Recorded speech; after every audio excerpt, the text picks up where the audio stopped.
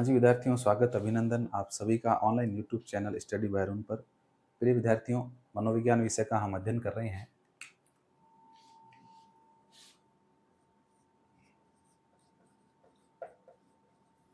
Subject का नाम तो लिखना ही भूल गए, कोई बात नहीं, अब लिख देते हैं।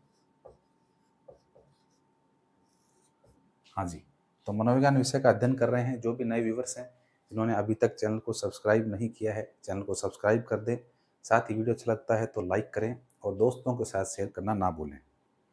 तो विद्यार्थियों, मनोविज्ञान विषय हम पढ़ रहे हैं और मनोविज्ञान विषय का एक महत्वपूर्ण टॉपिक जो है हम डिस्कस कर रहे हैं, जिसका नाम है व्यक्तित्व, पर्सनालिटी। पर्सनालिटी के विभिन्न प्रकारों के बारे में हमने जान लिया, परिभाषाएं, विशेषताएं, अर्थ, जो भी ये सब चीज़ें हम जो है इनके बारे में जानकारी हासिल कर चुके हैं। पिछले 3 या 4 वीडियो लेक्चर जो है वो आपके व्यक्तित्व से संबंधित ही जो है मेरे द्वारा बनाए गए हैं, अपलोड कर दिए गए हैं। आप अगर वो वीडियो नहीं देखे हैं तो पहले आप उन्हें जाकर देख लें, ताकि इस वीडियो को समझने में आपको आसानी हो जाए। चलिए तो शुरू करते हैं टॉपिक अपना। और आज जो है अपन पढ़ने वाले हैं व्यक्तित्व के सिद्धांतों के बारे में अपन जानते हैं। पिछला वीडियो लेक्चर था अपना, उसमें अपन ने 8 से 10 प्रकार के व्यक्तित्व के प्रकारों के बारे में अध्ययन किया था। अब जो है अपन सिद्धांतों की चर्चा करते हैं, ठीक है। तो मेन हेडिंग आप डाल लेंगे, आज की अपनी हेडिंग रहेगी व्यक्तित्व के सिद्धांत। व्यक्तित्व के सिद्धांत, व्यक्तित्व के सिद्धांत, ये आपकी मेन हेडिंग रहेगी। देखिए विद्यार्थियों, व्यक्तित्व के सिद्धांत का मतलब है कि बहुत से मनोवैज्ञानिक हैं जिन्होंने अपने अपने तरीके से व्यक्तित्व के अंतर्गत जो व्यक्ति के गुण हैं, व्यक्तित्व के अंतर्गत हर व्यक्ति के अपने गुण होते हैं और उन गुणों के अनुसार ही जब व्यक्ति उन गुणों का प्रदर्शन करता है समाज के सामने, तो वो गुण जो है उसके मानसिक गुण हैं, उसके शारीरिक गुण हैं। चाहे वो बाहरी रूप से उसके शारीरिक गुण हो, चाहे उसके आंतरिक रूप से उसके मानसिक है, उसके बौद्धिक है, आध्यात्मिक है, सामाजिक है, जो भी उसके अंदर सर्वांगीण जो गुण हैं, उन सब गुणों का प्रत्यक्षीकरण जब होता है, जब समाज में वो गुण सामने आते हैं, तो उसके अनुसार उस व्यक्ति का व्यक्तित्व जो है उसका निर्धारण होता है। तो बहुत से मनोवैज्ञानिक हैं जिन्होंने अपने तरीके से मनुष्य के जो ये गुण हैं, इन गुणों के आधार पर जो है व्यक्तित्व के अलग अलग सिद्धांत डिस्क्राइब किए हैं। तो चलिए, अलग अलग सिद्धांत है, एक एक करके अपन सिद्धांतों को पढ़ते हैं विद्यार्थियों। सबसे पहला जो अपना सिद्धांत है, हेडिंग डाल लेंगे अपन। सबसे पहला व्यक्तित्व का जो सिद्धांत है विद्यार्थियों, वो है मनोविश्लेषणवादी सिद्धांत। मनोविश्लेषण,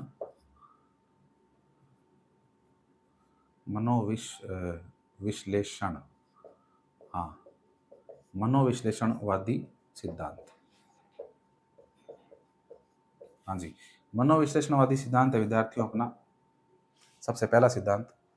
देखिए, जैसा कि नाम से ही मालूम चल रहा है आपको, मनोविश्लेषणवादी सिद्धांत, जो कि अधिगम के अंतर्गत अपन ने इसको पढ़ा था। अधिगम का एक महत्वपूर्ण सिद्धांत है मनोविश्लेषणवादी सिद्धांत। हाँ, तो मनोविश्लेषणवादी सिद्धांत जो है विद्यार्थियों, जो कि मनोविज्ञान का एक महत्वपूर्ण सिद्धांत है, मनोविश्लेषणवादी सिद्धांत। अधिगम जब चैप्टर अपन ने पढ़ा था तो उसमें अपन ने जो है मनोविश्लेषणवादी सिद्धांत को महत्वपूर्ण रूप से पढ़ा था। सबसे पहले इसके प्रवर्तक की बात करते हैं कि मनोविश्लेषणवादी सिद्धांत के विद्यार्थियों प्रवर्तक कौन है, बताइए कौन है प्रवर्तक?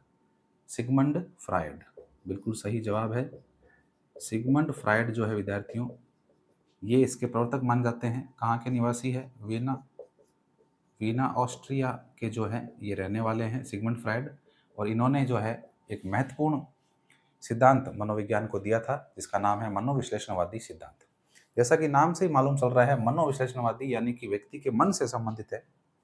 मन, जिसको हम आम बोलचाल में अपना हृदय कह देते हैं, यानी कि हृदय से जो आवाज़ आती है वो हमारा मन है। मस्तिष्क वैसे अलग चीज़ है, लेकिन चूंकि हम एक वेस्टर्न साइकोलॉजी पढ़ रहे हैं, अमेरिकन साइकोलॉजी जब अपन पढ़ रहे हैं, तो वो लोग क्या है, मन और मस्तिष्क दोनों को एक ही मानते हैं, है ना। ये थोड़ा सा आप ध्यान में रखना, ये मेरे को बताना आपको जरूरी है। देखिए, मन और मस्तिष्क आपके सामने दो शब्द है ना, दोनों शब्द है।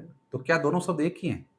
आप बताएं मुझे, क्या मन और मस्तिष्क दोनों शब्द एक ही हैं? नहीं है, दोनों शब्द एक ही नहीं है।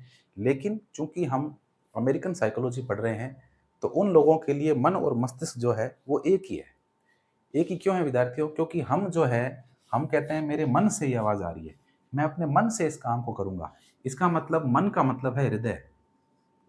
हमारे भारतीय दृष्टिकोण के अनुसार विद्यार्थियों, मन का मीनिंग होता है हृदय, और मस्तिष्क जो है वो क्या है, वो आपका माइंड है। उसको आप माइंड बोलते हो, यानी मस्तिष्क दिमाग आपका, आप इसको दिमाग बोलते हो। दिमाग दिमाग खराब है क्या, है ना? तो मन खराब होना एक अलग चीज है, दिमाग खराब होना अलग चीज है। मन हमारा हृदय है। लेकिन देखिए, वेस्टर्न साइकोलॉजी के अंदर जो पाश्चात्य साइकोलॉजी है, मनोविज्ञान है, उसमें मन और मस्तिष्क दोनों को एक ही मान लिया गया है। ठीक है ना? क्यों? क्योंकि इन लोगों के मन तो होता ही नहीं है।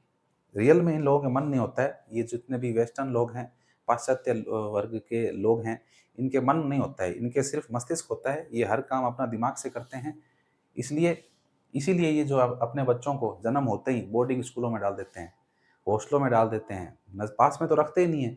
एक से ज़्यादा विवाह करते हैं, एक विवाह किया फिर छोड़ दिया, फिर दूसरा विवाह किया। तो इन लोगों के मन तो है ही नहीं, इनके अंदर इमोशंस तो है ही नहीं। रियल में इन लोगों में इमोशंस नहीं है। ये केवल और केवल अपने दिमाग को काम में लेते हैं। इनको जहाँ ये रिश्ता करते हैं, जहाँ ये शादी करते हैं, वहाँ देखते हैं किसके पास कितना पैसा है, उससे इंडस्ट्रियल क्या बेनिफिट हो सकता है, व्यावसायिक रूप से क्या बेनिफिट हो सकता है, वहाँ वो शादी विवाह करते हैं। अपने बच्चों का शादी विवाह भी वहीं करते हैं। बच्चों को पता ही नहीं होता मेरे माता पिता कहाँ रह रहे हैं, है ना? उनको बचपन में ही जो है अपने से दूर कर देते हैं। कई कई शादियाँ करते हैं। तो इन लोगों के इमोशंस नहीं होते हैं बिल्कुल भी। लेकिन हम जो भारतीय हैं वो इमोशनल लोग हैं, है ना? इमोशंस हैं हमारे बहुत ज़्यादा। हम जो है भावनाओं में बह जाते हैं। छोटी सी कोई भावनात्मक बात होती है तो उसको देख करके और सुन करके हम रोने लगते हैं। क्यों? क्योंकि हम हृदय से सोचते हैं। हमारी जो थिंकिंग है वो हमारे हृदय से है। और हम किसी से संबंध बनाते हैं, किसी से कोई रिश्ता जोड़ते हैं तो हृदय से जोड़ते हैं, मस्तिष्क से नहीं जोड़ते। विद्यार्थियों, मस्तिष्क से, दिमाग से जो है कभी भी रिश्ते नहीं चलते हैं। रिश्ते हमेशा मन से चलते हैं, दिल से चलते हैं। मस्तिष्क से तो व्यापार हो सकता है। सही बात यह है कि दिमाग से व्यक्ति व्यापार कर सकता है, रिश्ते नहीं जोड़ सकता। रिश्ते जोड़ने के लिए तो उसके भीतर एक पवित्र मन होना जरूरी है। उसका मन पवित्र होगा, हृदय पवित्र होगा, तभी उसके रिश्ते में पवित्रता आएगी। और रिश्ते जो है मजबूत बनेंगे, संबंध जो बनेंगे व्यक्ति के मजबूत बनेंगे। तो रिश्तों में कभी भी जो है मस्तिष्क को, दिमाग को काम में नहीं लेना चाहिए, बल्कि मन को ही काम में लेना चाहिए। जो मन को काम में लेगा उसके रिश्ते अच्छे बनेंगे। मन के हारे हार है, मन के जीते जीत, कहते हैं ना? हाँ, तो मन के हारे, मन कभी हारना नहीं चाहिए। हृदय से हमारी कोई आवाज़ आती है कि मैं ये कार्य कर रहा हूँ, ये अच्छा कार्य है, मैं यूट्यूब पर क्लासें अपलोड कर रहा हूँ, तो मेरे द्वारा मेरा मन कहता है ये कि मुझे यूट्यूब पर पढ़ाना चाहिए, मुझे ये वर्क करना चाहिए, क्योंकि ये मेरा मन कह रहा है। लेकिन मेरा मस्तिष्क क्या कह सकता है? मेरा मस्तिष्क कह सकता है नहीं नहीं, क्यों टाइम खराब कर रहा है ना? और भी बहुत से काम हैं जहाँ से अर्निंग हो सकती है, जहाँ से पैसा मिल सकता है, वो काम कर तू। ये यूट्यूब पर क्यों फालतू में, इससे क्या मिल रहा है तेरे को? ये मेरा मस्तिष्क कह रहा है। लेकिन मेरा मन क्या कह रहा है कि नहीं, मुझे इस कार्य से सुकून मिलता है, मैं वीडियो अपलोड करता हूँ, बच्चे इन वीडियो को देखते हैं, कमेंट करते हैं, लाइक करते हैं, मुझे अच्छा लगता है। तो जो मन को अच्छा लगे वो काम करना चाहिए। ठीक है? तो समझ में आ गया आपके मन और मस्तिष्क का जो एक कॉन्सेप्ट है वो आपके समझ में आया है। वेस्टर्न साइकोलॉजी, पाश्चात्य जो मनोविज्ञान है, उसमें मन और मस्तिष्क दोनों को एक ही मान लिया गया है। लेकिन हमारे भारतीय दृष्टिकोण से मन अलग है और मस्तिष्क अलग है। तो अब आप इसको समझते हैं, मनोविश्लेषणवादी सिद्धांत को समझते हैं विद्यार्थियों, कि मनोविश्लेषणवादी सिद्धांत के अंतर्गत जो है सिगमंड फ्रायड ने क्या बात बोली है व्यक्तित्व को लेके। अधिगम में तो अपन पढ़ चुके हैं। अधिगम के अंतर्गत तो अपन ने जो है मनोविश्लेषणवादी सिद्धांत पढ़ लिया था। अपन ने बाल विकास में भी इसका जिक्र किया था। अब जो है अपन व्यक्तित्व के अंतर्गत पढ़ते हैं कि सिगमंड फ्रायड व्यक्तित्व के अंतर्गत क्या कहते हैं। तो देखिए, सबसे पहली बात तो इन्होंने जो विद्यार्थियों मन की जो है, मन की, सिगमंड फ्रायड जो है विद्यार्थियों, इन्होंने मन की 3 दशाएं बताई है। ये आपको ध्यान रखना है। मन की कितनी दशाएं बताई है? मन की 3 दशाएं बताई है। 3 दशाएं कौन कौन सी है? देखिए, 3 दशाओं में विद्यार्थियों, पहला है चेतन, दूसरा है अर्धचेतन, या आप इसको अचेतन लिख लें, और तीसरा आप लिखेंगे इसको अर्धचेतन। हाँ, ये इन्होंने मन को जो है 3 हिस्सों में बांटा है। अब आप मन को हृदय से मत जोड़ना, क्योंकि सिगमंड फ्रायड जो है वो ऑस्ट्रिया के निवासी है, वेस्टर्न साइकोलॉजिस्ट है, यानी कि जो है पाश्चात्य मनोवैज्ञानिक है। तो मन का मतलब मस्तिष्क की है, तो यहाँ पर आप इस मन को जो है मस्तिष्क की समझना, ठीक है ना? मन वो हृदय मत समझ लेना। तो इन्होंने जो है, या मैं ऐसे बोल देता हूँ कि सिगमंड फ्रायड ने आपका जो मस्तिष्क है उसकी 3 दशाएं बताई है, 3 कंडीशन बताई है कि हर व्यक्ति का जो मस्तिष्क है, जो मन है, वो 3 टुकड़ों में बटा हुआ होता है। जो हमारा माइंड है वो 3 हिस्सों में बटा हुआ होता है। और इन 3 हिस्सों को विद्यार्थियों इन्होंने प्रदर्शित करने के लिए इस तरह से एक एक बर्तन लिया है। ये बर्तन है और इस बर्तन के अंदर विद्यार्थियों जल भरा हुआ है और इस जल के अंदर जो है एक बर्फ का टुकड़ा डाल दिया गया इस तरह से। ये क्या है? ये बर्फ का टुकड़ा है। समझाने के लिए, है ना, बर्फ का टुकड़ा समझाने के लिए मैं आपके सामने चित्र बना रहा हूँ कि इन्होंने इसके अंदर एक बर्फ का टुकड़ा डाल दिया है और ये पानी ही पानी है और पानी के अंदर बर्फ का टुकड़ा जो है विद्यार्थियों, वो बर्फ का अधिकांश जो टुकड़ा है वो पानी के अंदर क्या हुआ है? डूबा हुआ है। अधिकतर हिस्सा बर्फ का पानी में डूबा हुआ है, थोड़ा सा हिस्सा है जो पानी से ऊपर है विद्यार्थियों। तो ये जो सबसे ऊपर बर्फ का हिस्सा है जो पानी में नहीं डूब रहा है, इसको सिगमंड फ्रायड ने क्या कहा है? चेतन मन कहा है। ठीक है? और ये हिस्सा जो हिस्सा डूबा हुआ है पानी के अंदर, इसे जो जो बर्फ का अधिकांश हिस्सा है जो डूबा हुआ है, इसे इस फ्रायड ने क्या कहा है? अचेतन व अर्धचेतन। ठीक है? इस तरह से इन्होंने जो है इस बर्फ के टुकड़े के माध्यम से अपनी बात समझाने का प्रयास किया है। अब देखिए शब्दों के ऊपर जाते हैं विद्यार्थियों। शब्दों की बात करें तो देखिए जैसे कि आपको नाम से ही मालूम चल रहा है चेतन अवस्था। चेतन अवस्था का मतलब है, अच्छा इन्होंने चेतन मन को कितना माना है? 10% माना है। ये भूल गया बताना आपको। चेतन मन को 10% ही माना है, यानी हमारा जो मस्तिष्क है उसका मात्र और मात्र 10% हिस्सा जो है वो क्या है? चेतन मन है। ठीक है? और 90% हिस्सा जो है विद्यार्थियों वो क्या माना है? अचेतन और अर्धचेतन मान लिया गया है। ठीक है, अब एक एक की बात करते हैं। देखिए चेतन मन से आपको समझ में आ रहा होगा कि चेतना क्या है? जब मनुष्य जागृत अवस्था में कोई कार्य करता है तो वो उसकी चेतना है। मैं यहाँ पर खड़ा होकर व्हाइट बोर्ड के सामने आपको पढ़ा रहा हूँ तो मैं चेतन अवस्था में हूँ। आप वीडियो के माध्यम से मुझे देख पा रहे हैं, मेरे को सुन रहे हैं, आप पढ़ रहे हैं, स्टडी कर रहे हैं, तो ये आपकी क्या है? ये आपकी चेतन अवस्था है। यानी कि मनुष्य जागृत अवस्था में जब कोई कार्य करता है तो वो उसकी मन की या मस्तिष्क की कैसी अवस्था होती है? वो उसकी चेतन अवस्था होती है, जागृत अवस्था। ठीक है? और ये जो है उसके मस्तिष्क का बहुत छोटा हिस्सा होता है ना? फ्रायड कह रहे हैं कि मात्र मस्तिष्क का 10% जो भाग है वही केवल चेतन मन होता है आपका। यानी कि जागृत अवस्था जो है ना, आपके शरीर को पूरे को आपका मस्तिष्क कंट्रोल कर रहा है। आपका दिमाग आपके पूरी बॉडी को कंट्रोल कर रहा है। आपकी सभी मानसिक और शारीरिक क्रियाएं जो हो रही है उन सबको आपका माइंड कंट्रोल कर रहा है। तो फ्रायड ये कह रहे हैं कि पूरा मस्तिष्क आपके शरीर को नियंत्रित नहीं कर रहा है, बल्कि केवल और केवल आपके मस्तिष्क का 10% हिस्सा जो कि चेतन अवस्था में है। किस अवस्था में है? चेतन अवस्था में है। वही केवल पूरे शरीर को कंट्रोल कर रहा है, नियंत्रण कर पा रहा है। ठीक है? ये बात कह रहे हैं फ्रायड। समझ में आई आपके? तो ये चेतन मन है। दूसरा अचेतन और अर्धचेतन, इसको समझेंगे। अचेतन का मतलब है विद्यार्थियों कि जब 10% हिस्सा चेतन अवस्था में है तो बाकी हिस्सा किस अवस्था में है? मस्तिष्क का आपके अचेतन अवस्था में है। अचेतन का मतलब है कि ऐसा हिस्सा जो जागृत अवस्था में नहीं है, सुस्त अवस्था में है, सुप्त अवस्था में है, सोई हुई अवस्था में है। अब सोई हुई अवस्था में इसका मतलब कभी भी जागृत हो सकता है। भाई सोया हुआ आदमी कभी तो जागेगा, ऐसा तो नहीं सोया हुआ ही रह जाएगा। तो अचेतन मन कैसा होता है? अचेतन मन जो है विद्यार्थियों, वो एक व्यक्ति के मस्तिष्क का ऐसा पार्ट है जो कि जागृत अवस्था में नहीं है। यानी कि उस मन के अंदर जो है आपके द्वारा चेतन अवस्था में जो कार्य किया जा रहा है वो कार्य जाकर के उसमें स्टोर हो रहा है, ये समझ लो आप। आप चेतन मन में जो पढ़ाई करते हो, आप स्टडी करते हो, आप मेरे वीडियो लेक्चर आप आज देख रहे हैं, आप आज मेरे वीडियो लेक्चर सुन रहे हैं, तो ये वीडियो लेक्चर आपको 2 दिन, 5 दिन, 10 दिन ये आपकी चेतना में नहीं रह सकते हैं। वे लगातार चेतना में कैसे रहेंगे? मैं जो आपको बात बता रहा हूँ, मनोविश्लेषणवादी सिद्धांत पढ़ा रहा हूँ, तो ये मतलब थोड़ी है कि आप 24 घंटे इस मनोविश्लेषणवादी सिद्धांत को ही चेतना में बैठाए रखेंगे और बार-बार रिपीट करते रहेंगे। नहीं हो सकता ऐसा। आपको और भी बहुत से काम हैं। दिन में आपके बहुत से काम होते हैं, आपको करने पड़ते हैं, है ना?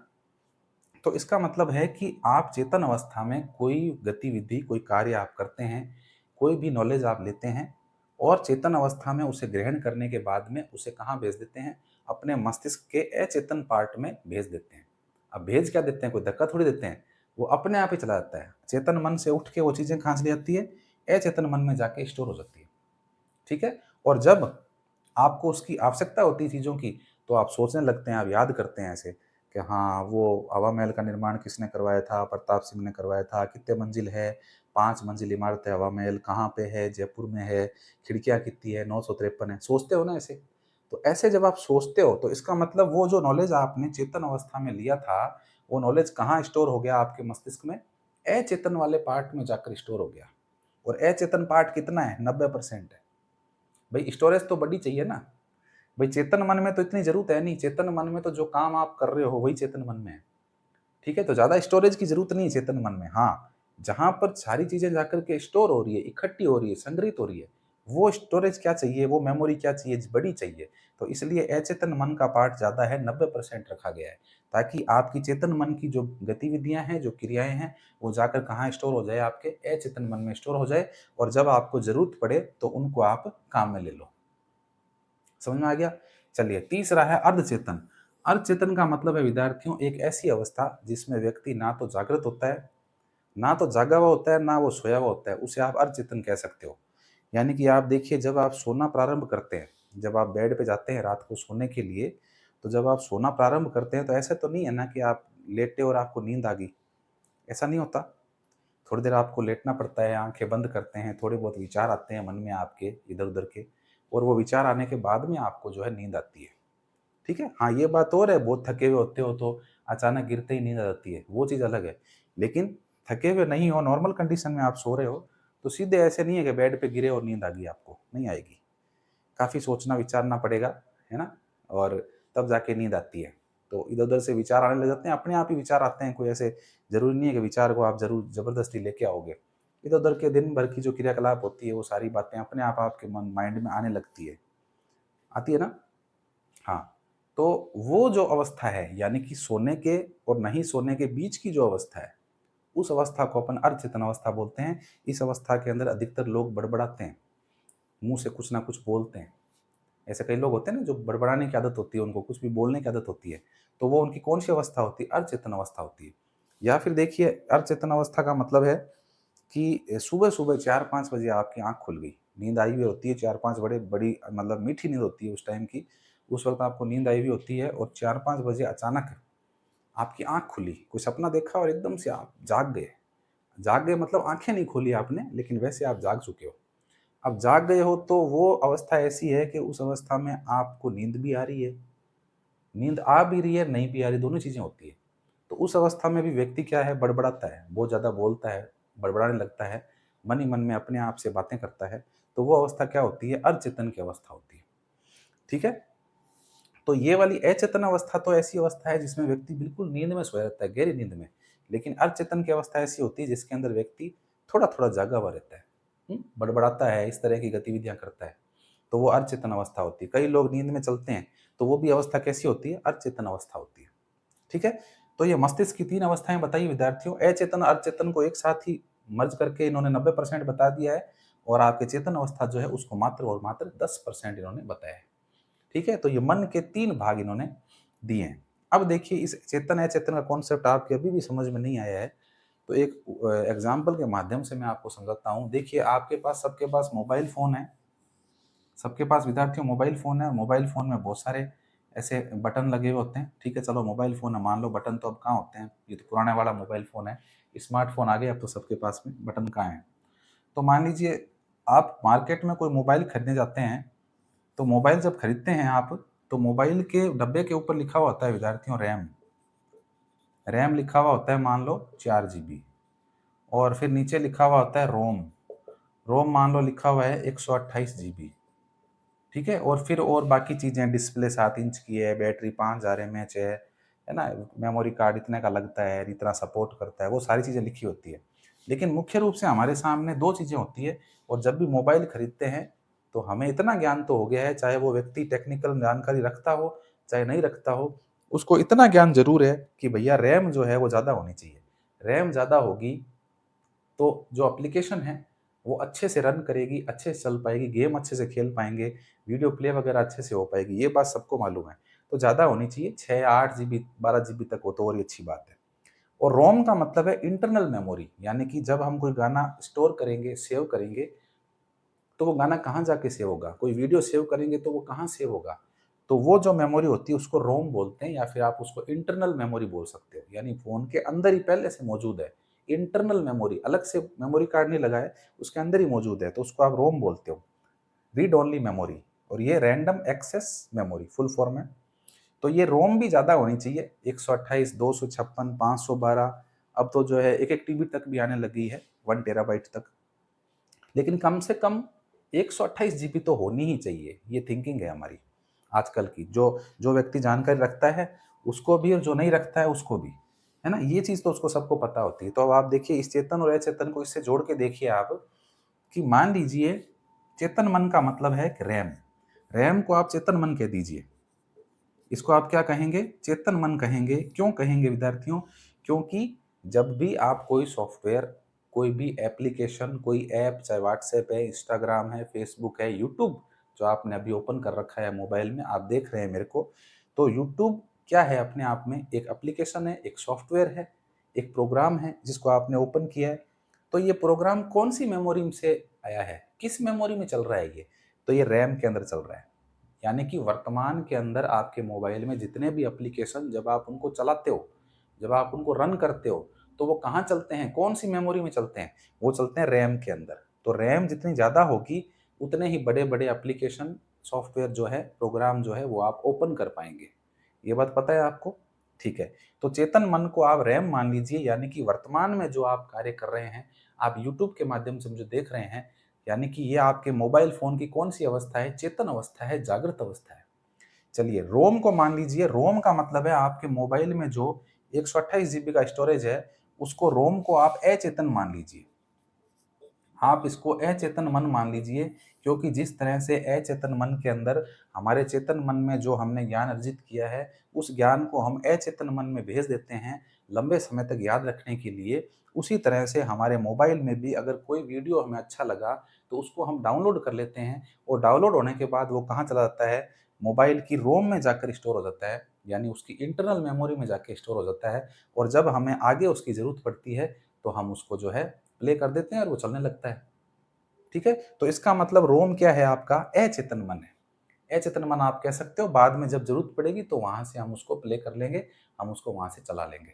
तो इस तरह से मोबाइल की जो मेमोरी है विद्यार्थियों, इनको आप समझ सकते हैं कि रैम जो है एक तरह से चेतन मन है, चेतना है, काम हो रहा है, और ये अचेतन मन है, अचेतन में यानी कि कोई डेटा स्टोर किया हुआ है, डेटा संग्रहित किया हुआ है, तो वो जो है रोम में चला जाएगा, उसको हम क्या कह सकते हैं, अचेतन मन कह सकते हैं। ठीक है? और चेतन और अचेतन के जो बीच का पार्ट है, मन का, मस्तिष्क का, मैं बार-बार यहाँ पर देखिए मन बोल रहा हूँ मैं, एक्चुअल में मन को आप मस्तिष्क से ही समझना, आप हृदय से मत जोड़ लेना। भारतीय दृष्टिकोण से मैंने आपको बताया था मन का मतलब हृदय है, लेकिन पाश्चात्य जो मनोवैज्ञानिक है, उनके अनुसार मन का मतलब क्या है, मस्तिष्क है। तो आप इसको मस्तिष्क ही याद करना, मन मत याद कर लेना, ठीक है? क्योंकि इनके अनुसार मन लिखा हुआ है, मनोविश्लेषणवादियों के अनुसार, इसलिए मैंने यहाँ पे मन लिखा है। नहीं तो इसको मस्तिष्क ही मानेंगे। मस्तिष्क के ही 3 पार्ट बताए हैं इन्होंने, 3 दशाएँ बताई है, 3 स्थितियाँ बताई है, कंडीशन बताई है, ठीक है? तो ये सिगमंड फ्रायड ने विद्यार्थियों जो है मन की 3 दशाएँ बताई है। अब इन दशाओं के अनुसार जो है व्यक्ति वर्क करता है, व्यक्ति कार्य करता है। आपने देखा होगा कि बहुत सी बार व्यक्ति जब चेतन से अचेतन में चला जाता है, कैसे चला जाता है अचेतन में? चेतन से अचेतन में, यानी कि जब वो सो गया तो अचेतन में चला गया। लेकिन कई बार क्या होता है, व्यक्ति अर्धचेतन में चला जाता है। कैसे आता है अर्धचेतन में? आपने देखा होगा बहुत सी बार शादी विवाह के अंदर जो है कई व्यक्ति शराब का सेवन कर लेते हैं विद्यार्थियों, और शराब का सेवन करने की वजह से जो है उनका जो मन है वो क्या हो जाता है, घायल हो जाता है। कौन-सा मन? चेतन मन जो है विद्यार्थियों घायल हो जाता है, और घायल होने से वो किस में चले जाते हैं, अर्धचेतन में चले जाते हैं। तो फिर वो नागिन डांस करने लगते हैं। हुँ? तो अब देखो वो अचेतन में है, यानी कि उनको होश है लेकिन पूरी तरह से नहीं है। एक शर्म शंका वाला व्यक्ति है जो बहुत कम बोलता है, लेकिन उसको यदि शराब पिला दी जाए या नशा करवा दिया जाए, तो उसका चेतन मन क्या हो जाता है, ऐसे कह सकते हो, डगमगा जाता है चेतन मन। चेतन मन घायल हो जाता है बेचारा, और घायल होने से उस व्यक्ति को होश नहीं रहता कि मेरे सामने कौन है, मैं क्या कर रहा हूँ, मैं ज़मीन पर लौट रहा हूँ, मैं नागिन डांस कर रहा हूँ, मैंने कपड़े खराब कर रहा हूँ, इतने रिश्तेदार मेरे को देख रहे हैं। उसको कोई शर्म शंका नहीं होती। क्यों नहीं होती? क्योंकि उसकी चेतना जो है वो आधी हो गई है ना? चेतन अवस्था में तो ऐसा नहीं करेगा वो, लेकिन उसकी चेतना आधी हो गई है, चेतना चली गई है। क्यों चली गई? क्योंकि उसने किसी न किसी प्रकार का नशा कर लिया है, और नशा करने से चेतना भंग हो गई है उसकी, इस वजह से वो अचेतन में चला गया है और ये कार्य वो कर रहा है। ठीक है, तो वहां भी देखिए कहीं ना कहीं व्यक्ति का व्यक्तित्व तो प्रभावित हो रहा है ना। तो इसीलिए मैंने आपको मन की 3 दशाएं सिगमंड फ्राइड के अनुसार बताई है। ठीक है, चलिए अब जो है अपन इसको आप लिखना चाहें तो लिख लें, और नहीं तो आप इसका स्क्रीनशॉट ले लें, बाद में आप इसको उतार लेना, लिख लेना। चलिए ठीक है, लिख लिया है, चलो मिटा रहा हूं मैं इसको। बहुत महत्वपूर्ण सिद्धांत है विद्यार्थियों, इसलिए मैं इसको जो है थोड़ा समय लेकर आपको बता रहा हूँ। हाँ, नहीं तो मैं इसको फटाफट भी बता सकता था, लेकिन ज़्यादा एग्जाम्पल देके इसलिए बता रहा हूँ क्योंकि महत्वपूर्ण सिद्धांत है ये, और इसको अच्छे से समझना आपको बहुत ज़रूरी है। ठीक है, चलिए अब जो है विद्यार्थियों अपन बात करते हैं। सिगमंड फ्राइड के अनुसार ही इन्होंने व्यक्तित्व के 3 अंग बताए हैं, 3 पार्ट बताए हैं कि भाई व्यक्तित्व जो होता है व्यक्ति का, उसके 3 पार्ट हैं। तो देखिए यहाँ लिखेंगे अपन, फ्राइड ने व्यक्तित्व के 3 पार्ट या 3 अंग बताए हैं, 3 अंग बताए हैं। 3 अंग कौन कौन से बताए हैं विद्यार्थियों? तीनों की बात करेंगे अपन। 1 नंबर जो है वो है विद्यार्थियों इड, 1 नंबर इड है। 2 नंबर का जो है मैं इसको यहाँ लिख देता हूँ, नंबर यहाँ डाल देता हूँ ताकि नीचे फिर मैं इसकी विशेषता लिख दूंगा। ठीक है, 1 नंबर का इड है, 2 नंबर का है विद्यार्थियों ईगो। ओहो, ईगो, बड़ा ईगो है इसमें, तो बहुत ईगो भरा हुआ है यहाँ, वो वाला ईगो। और 3 number super ego, super ego. Hindi में भी लिखेंगे आप इसको, इड को जो है हिंदी में कहते हैं विद्यार्थियों, क्या कहते हैं? इदम, इदम, इसको हिंदी में इदम बोलते हैं। इसको क्या बोलते हैं? इदम। और इसको बोलते हैं अहम, बहुत अहम है, बहुत गुरूर है तेरे अंदर, इदम अहम। और ये क्या होता है? ये होता है विद्यार्थियों परम अहम। ठीक है, तो ये जो है इसका हिंदी अर्थ है। अब देखिए, फ्रायड ने व्यक्तित्व को 3 प्रकारों में बांटा है, यानी कि प्रत्येक व्यक्ति जो होता है उस व्यक्ति के अंदर ये तीनों गुण जो है वो प्रधान प्रमुख रूप से पाए जाते हैं। लेकिन जिस गुण की प्रबलता अधिक होती है उस व्यक्ति का व्यक्तित्व उसी प्रकार का मान लिया जाता है। ठीक है ना, फ्रायड ने जो है 3 अंग बताए हैं व्यक्तित्व के, यानी कि फ्रायड ये कहना चाह रहे हैं कि हर व्यक्ति के अंदर ये तीनों ही गुण विद्यमान होते हैं। यानी इड गुण भी होता है व्यक्ति में, ईगो भी होता है और सुपर ईगो भी होता है। हर व्यक्ति में होता है, आप में भी है, मुझ में भी है। लेकिन हर एक के अंदर जो है एक गुण जो होता है वो प्रभावशाली बनकर उभरता है ना। अपन ने देखो, मैंने आपको व्यक्तित्व के जब प्रकार पढ़ाए थे तो सत, रज और तम मैंने पढ़ाया था। भारतीय दृष्टिकोण के अनुसार सत, रज और तम 3 प्रकार के गुण मैंने बताए थे व्यक्ति के।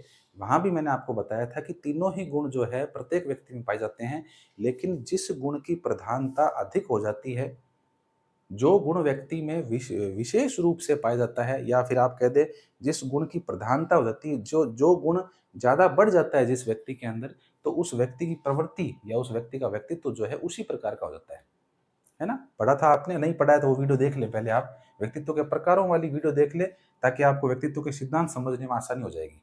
ठीक है, तो वही चीज यहाँ पर फ्रायड कह रहे हैं। इन्होंने सत, रज और तम को जो है नाम दे दिया है इदम, अहम और परम अहम। यानी व्यक्ति के व्यक्तित्व में ही 3 गुण होते हैं, और इन तीनों गुणों में जिस गुण की प्रधानता उसके व्यक्तित्व में हो जाती है तो उस व्यक्ति का व्यक्तित्व उसी प्रकार का बन जाता है। ठीक है, चलिए देखिए, सबसे पहले समझते हैं अपन इदम को। इदम जो है विद्यार्थियों, सबसे पहले इदम की बात करेंगे। इदम की अगर अपन बात करते हैं विद्यार्थियों, तो इदम जो है वो किस प्रकार का है, किस प्रकार का व्यक्तित्व का प्रकार है? वो एक तामसी प्रवृत्ति वाला व्यक्तित्व का प्रकार है, तामसी प्रवृत्ति। इद में जो है विद्यार्थियों तामसी प्रवृत्ति पाई जाती है। तामसी प्रवृत्ति, तामसी प्रवृत्ति का मतलब क्या होता है? बुरी प्रवृत्ति है, यानी कि ऐसा व्यक्ति जिसके अंदर इड का प्रभाव होता है, यानी कि जिस व्यक्ति के अंदर इड जो है अधिक मात्रा में होता है, वो उस व्यक्ति तामसी प्रवृत्ति का होता है। उसे क्रोध जल्दी आता है, उसे गुस्सा बहुत आता है, वो चिड़चिड़े स्वभाव का होता है।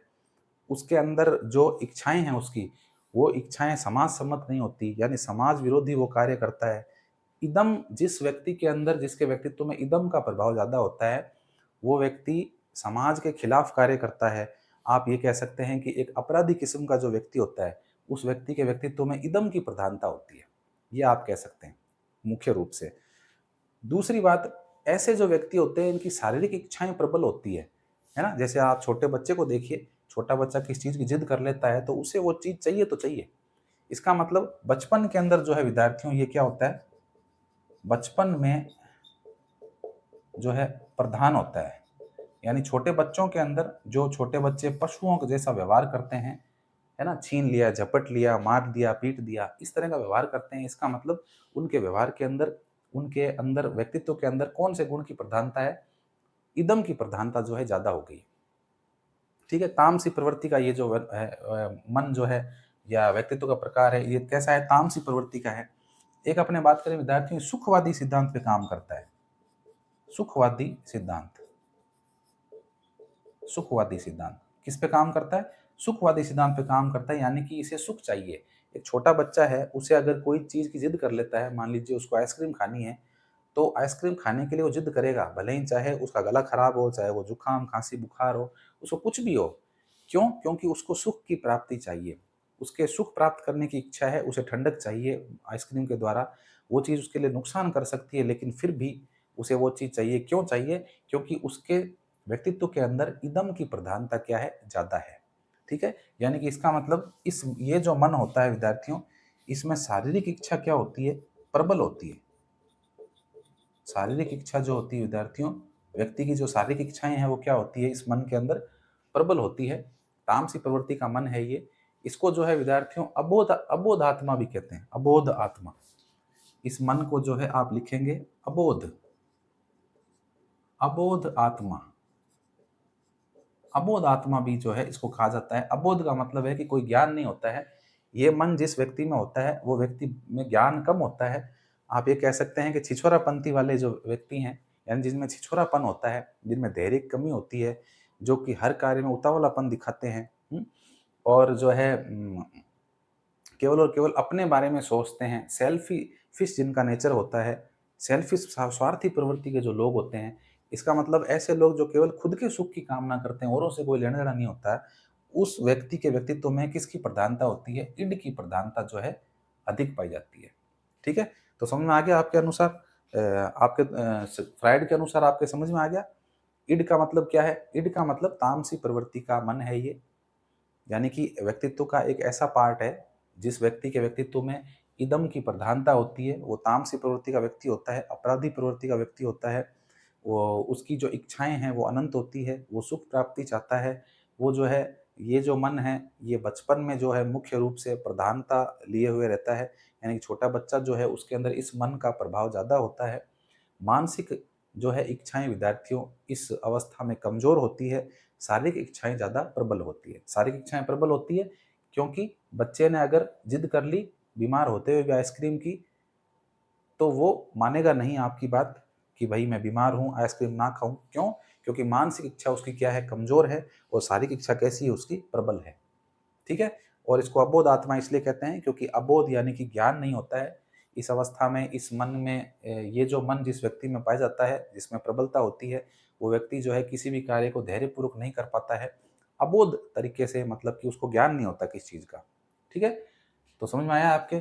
फ्राइड के अनुसार व्यक्तित्व का ये प्रकार आपके समझ में आया। इदम, इदम के बाद बात करते हैं विद्यार्थियों अपन ईगो की। ईगो क्या होता है? ईगो तो अपन देखो अधिकतर देखते हैं कि उस व्यक्ति में ईगो बहुत है।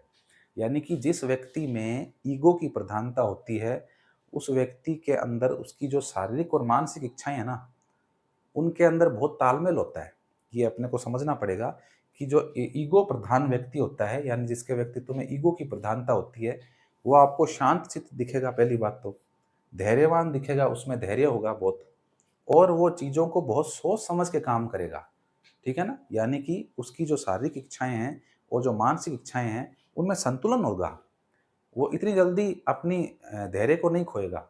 वो ये नहीं है कि किसी व्यक्ति के बहकावे में आकर के अपने उसने जो बात बोली है उसको चेंज कर देगा। नहीं, नहीं चेंज करेगा। क्यों? क्योंकि उसमें ईगो की प्रधानता है। उसमें इतना ज्ञान है, उसमें इतना गुणी व्यक्ति है वो, कि उसको सही गलत का फ़र्क मालूम होगा। इसीलिए इस मन को जो है विद्यार्थियों बोधात्मा कहा जाता है। बोधात्मा, बोध, बोध का मतलब है ज्ञान। ज्ञान हो गया है, और ज्ञान भी किस स्तर पर हुआ है? बोध स्तर पर हो गया है। यानी कि ज्ञान को केवल ग्रहण नहीं किया गया है, बल्कि ज्ञान को जो है पूर्ण रूप से अपने अंदर समाहित कर लिया गया है। आत्मसात कर लिया गया है, अपने व्यवहार में अपना लिया गया है, तो उसको बोलते हैं बोध। बोध हो गया है उसको, ठीक है। जहां पर इड जो है वो अबोध आत्मा कहा गया था, इसे क्या कहा गया है विद्यार्थियों? बोध आत्मा कहा गया है, क्योंकि इस अवस्था के अंदर व्यक्ति जो होता है उसका व्यक्तित्व बहुत संतुलित अवस्था में होता है। कैसा होता है? संतुलित अवस्था। ये जो है व्यक्तित्व की कैसी अवस्था है? संतुलित अवस्था है विद्यार्थियों, व्यक्तित्व की संतुलित अवस्था इसे हम कहते हैं। अच्छा, इस मन को जो है विद्यार्थियों आदर्श मन कहा जाता है। आदर्श मन, आदर्श मन भी जो है इस व्यक्तित्व को, इस मन को जो है आदर्श मन भी कहते हैं, क्योंकि ये सही गलत के बीच में भेद महसूस करता है। ये इसे, इस मन का जो व्यक्ति होता है उसे पता होता है कि मैं जो कर रहा हूँ वो काम मेरे लिए कितना गलत है, मेरे लिए कितना सही है ना। इसीलिए इसको जो है वास्तविक मन भी कहते हैं। वास्तविक मन, इसको मन का कैसा रूप कहा जाता है? वास्तविक मन कहा जाता है, यानी कि वास्तविकता से अवगत करवा देता है, व्यक्ति को बता देता है कि रियल में वास्तविकता क्या है, सही गलत क्या है।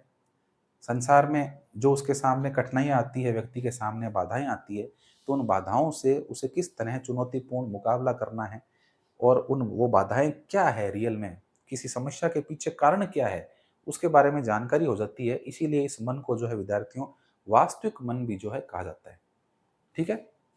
अच्छा, इसको यथार्थ मन भी कहते हैं। वास्तविक जब आपने लिख लिया है तो यथार्थ भी लिख लें, इसको यथार्थ मन भी कहते हैं। यथार्थ का मतलब क्या है? यथार्थ का मतलब है कि सच्चाई से रूबरू हो जाना, सच्चाई को जान लेना।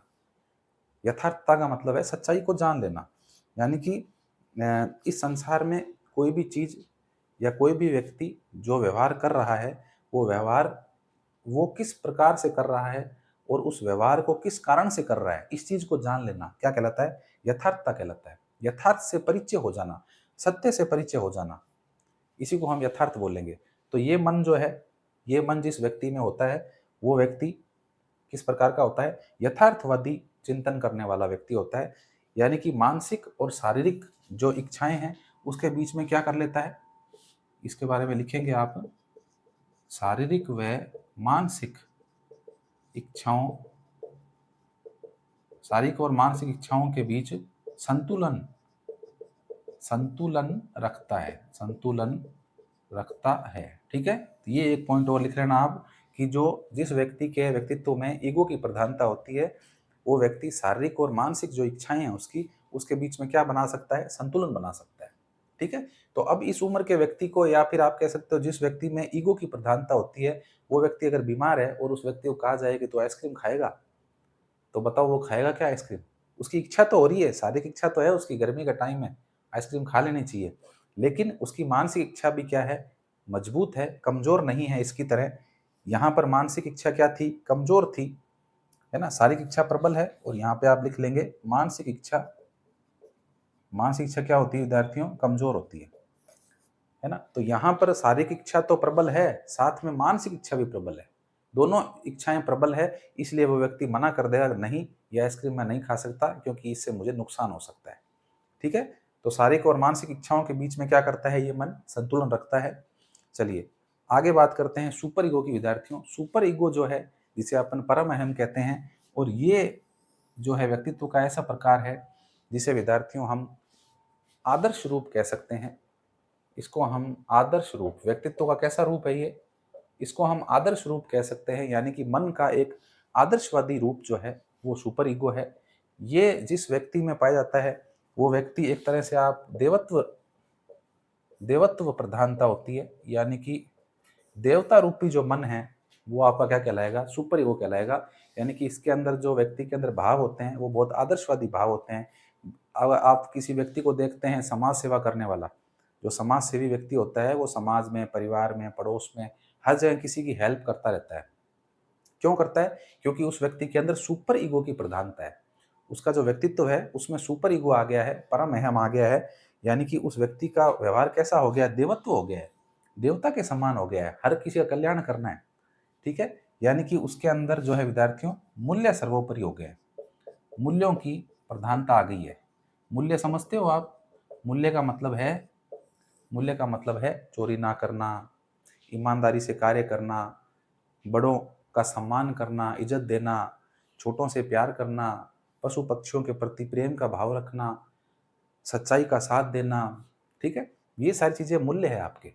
तो मूल्यों की प्रधानता आ जाती है, यानी कि इस मन वाले जो व्यक्ति होते हैं, इनमें मूल्यों की प्रधानता होती है। इसीलिए वो लोग किस प्रकार कहलाएँगे? देवता के समान वो लोग कहलाएँगे, ठीक है? अच्छा, मानसिक इच्छाएँ क्या होती है विद्यार्थियों?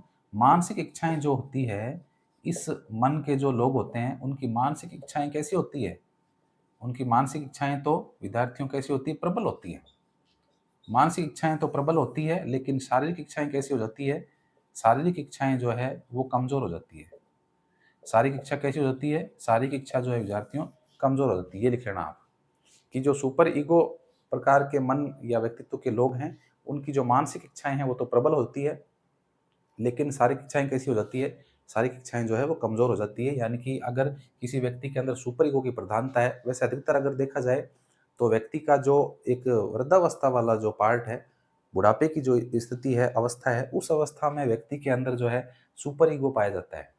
यानी कि जब व्यक्ति के पोता-पोती हो जाते हैं, देवता-दोहिती हो जाते हैं, तब व्यक्ति जो है एक तरह से देवता प्रधानता आ जाती है, आदर्श रूप हो जाता है, मूल्यों की प्रधानता आ जाती है और मानसिक इच्छाएँ उसकी जो है प्रबल हो जाती है, शारीरिक इच्छाएँ कमज़ोर हो जाती है। घर में देखिए, मान लीजिए दादाजी हैं, दादी जी हैं और अगर घर में कोई खाने की चीज़ आई है, मान लीजिए कोई फल-फ्रूट आए हैं या मिठाई आई है, तो देखिए आपको पता है बड़ी उम्र के लोग हैं, वृद्ध लोग हैं, तो उनके अंदर जो है सुपर ईगो, उनका मन जो है वो कैसा हो गया है, सुपर ईगो की उसके अंदर प्रधानता हो गई है। तो उनकी शारीरिक इच्छा तो है कि हम वो मिठाई खा लें, लेकिन कहीं न कहीं मानसिक इच्छा भी क्या कहती है, मानसिक इच्छा कहती है कि भई घर में छोटे बच्चे हैं, मेरे पोता-पोती हैं, तो ये मिठाई मैं ना खाऊँ, उनके लिए रख लेती हूँ और ऐसा करते भी हैं। दादा-दादी जो होते हैं, वो अपने हिस्से की मिठाई अंदर रख लेते हैं और बाद में जब घर में रखा हुआ सामान खत्म हो जाता है, तो फिर पोता-पोती माँगते हैं, तो उनको प्यार से वो जो सामान उनके पास होता है बचाया हुआ अपने हिस्से का, वो उनको देते हैं। ठीक है ना? तो ऐसा क्यों करते हैं वो? क्योंकि उनकी शारीरिक इच्छाएँ अब कमज़ोर हो चुकी है। उन्होंने बहुत कुछ जीवन में देख लिया है, तो अब अपना वो प्यार, दुलार जो है, वो अपने बच्चों को देने का, अपने पोता-पोती को देने का प्रयास करते हैं। इसलिए क्योंकि उनकी मानसिक इच्छाएँ क्या हो चुकी है? प्रबल हो चुकी है ना? मानसिक इच्छाएँ प्रबल हो गई है, शारीरिक इच्छाएँ कमज़ोर हो गई है, इसलिए वो इस तरह का व्यवहार प्रदर्शित कर रहे हैं। ठीक है? अच्छा, ये जो विद्यार्थियों मन है, मन का कैसा रूप है? ये आदर्श रूप है, ये आप ध्यान में रखना। ये आदर्श रूप है, यानी कि एक तरह का जो है, आप इसको कह सकते हो कि देवता तुल्य मन है ये। यानी कि जिस तरह से देवता जो सबको देते हैं, भगवान ईश्वर जो सबको देते हैं, अपने खुले हाथों से देते हैं सबको, जो उनको मानता है, जो उनको स्वीकारता है। उसी तरह से इस मन के द्वारा, या ये मन, इस मन की जिस व्यक्ति में प्रधानता होती है, उस व्यक्ति में भी एक तरह से आप कह सकते हो देवता का वास होता है और वो जो है समाज सेवा कार्य करता है। कैसे कार्य करता है? समाज सेवी। ये जो मन है विद्यार्थियों, वो कैसा है? समाज सेवी मन है, यानी समाज सेवा के कार्यों के अंदर जो है व्यक्ति संलग्न हो जाता है। ठीक है? तो ये मन के 3 प्रकार अपन ने पढ़े हैं फ्रायड के अनुसार। एक एग्ज़ाम्पल मैं आपको देता हूँ, उसको उससे आपको और अच्छे समझ में आ जाएगा। हालाँकि मैंने आपको अच्छे से समझाने का प्रयास किया है। देखिए, मान लीजिए कि कोई व्यक्ति जिसे भूख लगी है, कोई और उसे भूख लगी है और उसने, वो रास्ते से जा रहा है और उसने एक बगीचा देखा। उस बगीचे के अंदर जो है आम के पेड़ हैं और आम के पेड़ के ऊपर बहुत सारे आम लगे हुए हैं। तो भूखा है व्यक्ति और आम उसको अच्छे लगते हैं। अभी गर्मी का टाइम है तो आम आ रहे होंगे। हाँ, मार्केट में भी अभी आ रहे हैं आम। तो उस व्यक्ति को आम पसंद थे और उसको इच्छा हुई कि मैं आम खा लूँ। तो अचानक से उसके अंदर ये शारीरिक इच्छा जागृत हुई उसकी। देखिए, देखना आप, ध्यान देना, उसकी शारीरिक इच्छा प्रबल हो गई कि मैं जो है आम रूपी फल को खा लूँ, उसके रस का आनंद ले लूँ, उसे खा लूँ, अपनी भूख को शांत कर लूँ। और चूँकि इतने सारे फल लगे हुए हैं पेड़ के ऊपर, एक फल खा लूँगा तो क्या फ़र्क पड़ जाएगा? यानी कि उसकी शारीरिक इच्छा प्रबल हो गई है विद्यार्थियों। उस व्यक्ति के अंदर किसकी प्रधानता हो गई है? इड की प्रधानता हो गई है। उसके व्यक्तित्व का जो रूप है इड, वो निकल कर के सामने आ रहा है और उस व्यक्ति की शारीरिक इच्छा है, प्रबल इच्छा है उसकी कि मैं जो है ये फल आम बगीचे के अंदर घुस के तोड़ करके खा लूँ। क्यों? क्योंकि वो सुख प्राप्त करना चाहता है। वो क्या प्राप्त करना चाहता है? सुख प्राप्त करना चाहता है, आम खाना चाहता है, रसीले आम, मीठे आमों का आनंद वो लेना चाहता है, इसीलिए वो ऐसा कर रहा है। तामसी प्रवृत्ति है विद्यार्थियों, तामसी प्रवृत्ति कहलाएगी। क्यों कहलाएगी? क्योंकि उस व्यक्ति को इस बात का बिल्कुल भी उसको इस बात की कोई फिक्र नहीं है कि मैं अंदर घुसूंगा, आम तोड़ूंगा तो अंदर हो सकता है कि उस बगीचे का मालिक बैठा हो है और वो मुझे मारेगा पीटेगा, इसकी कोई चिंता नहीं है उसको। अभी फिलहाल उसने आम देखे और उसकी इच्छा जागृत हो गई कि मुझे कैसे भी करके आम को प्राप्त करना है, आम को मुझे खाना है।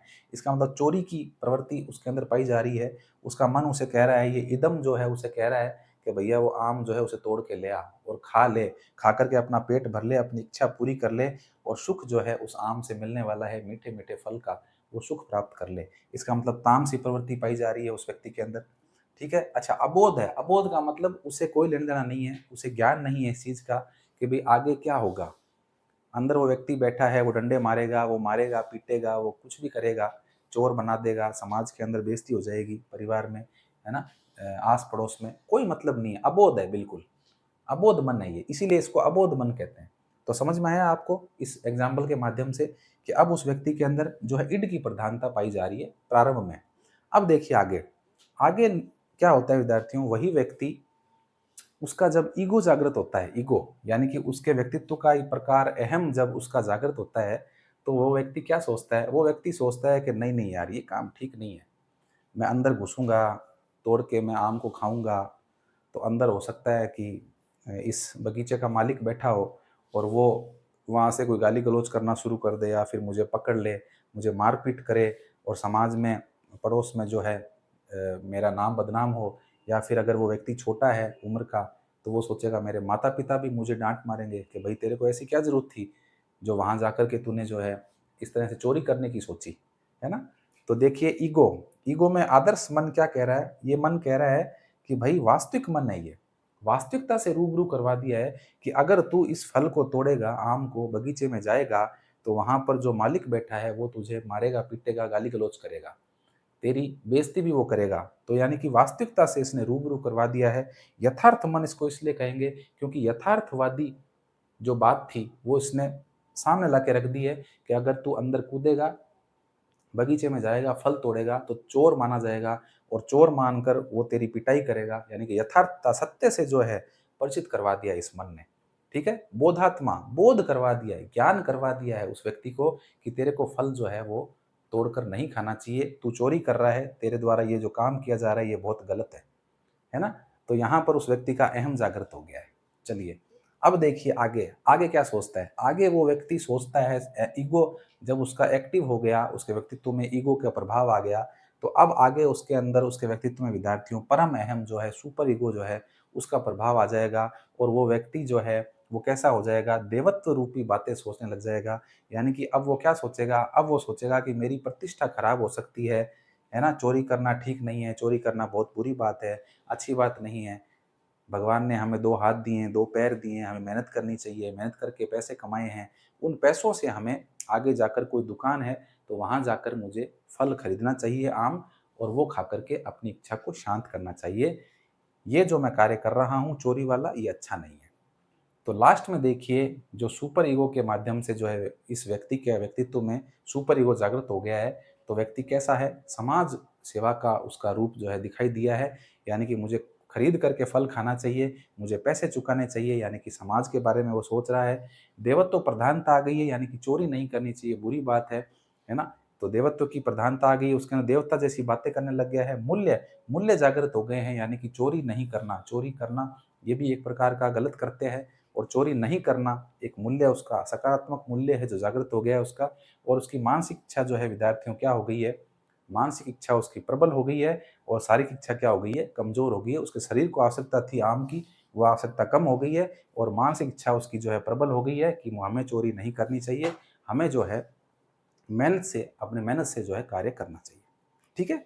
तो इस तरह से जो है एग्जाम्पल के माध्यम से विद्यार्थियों आप समझ गए होंगे सिगमंड फ्रायड के अनुसार जो व्यक्तित्व का वर्गीकरण दिया है वो इन 3 रूपों में दिया है। आई होप आप अच्छे से समझ गए हैं। तो आज के लिए इतना ही, मिलते हैं इसके नेक्स्ट वीडियो लेक्चर में। और भी कई सारे सिद्धांत हैं, थोड़ा सा वीडियो लंबा हो गया, कोई दिक्कत नहीं है, आपको अच्छे से समझ में आए इसलिए मैंने आपको चीज़ें एकदम बारीकी से समझाने का प्रयास किया है। चलिए जल्दी से मिलते हैं, तुरंत ही इससे अगला वीडियो देखिए। नेक्स्ट वीडियो है जिसमें आगे के सिद्धांतों के बारे में अपन परिचर्चा करने वाले हैं। आज के लिए इतना ही, मिलते हैं नेक्स्ट वीडियो में। नमस्कार।